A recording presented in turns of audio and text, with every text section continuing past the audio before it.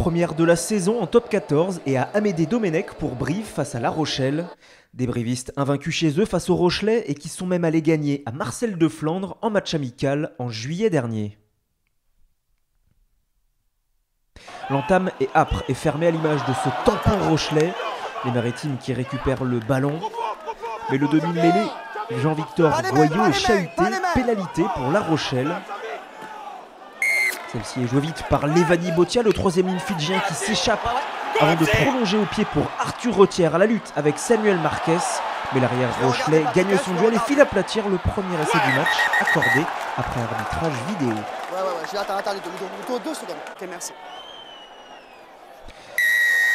Au ralenti, on voit le coup de pied millimétré de Botia et l'obstruction manquée de Marquez. La Rochelle mène 7-0 avec la transformation. Mais avant la pause, Brive revient à 4 points, 7-3 après une pénalité de Marquez.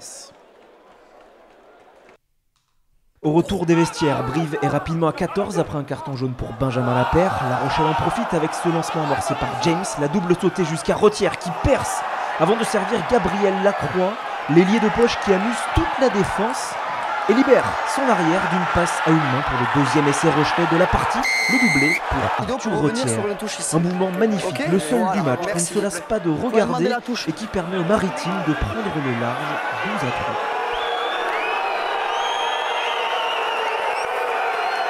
Mais le CAB n'est pas mort et réagit avec ses avants, ballon bien capté en touche, le maul se forme mais il est bien défendu par les Maritimes.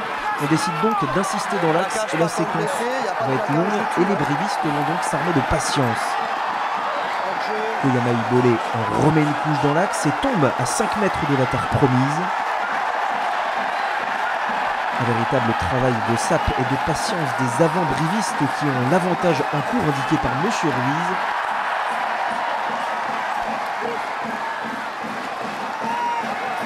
La défense rochelaise qui ne craque pas, mais on retrouve Koyama Ibolé qui fait la différence et qui est arrêté à un seul petit mètre de l'embut rochelais.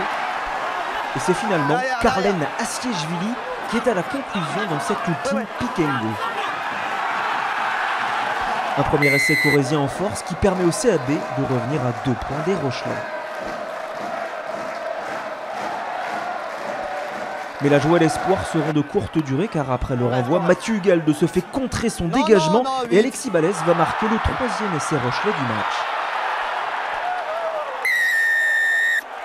Un véritable coup du sort pour le CAB, désormais mené 19-10 avec la transformation de Brock James.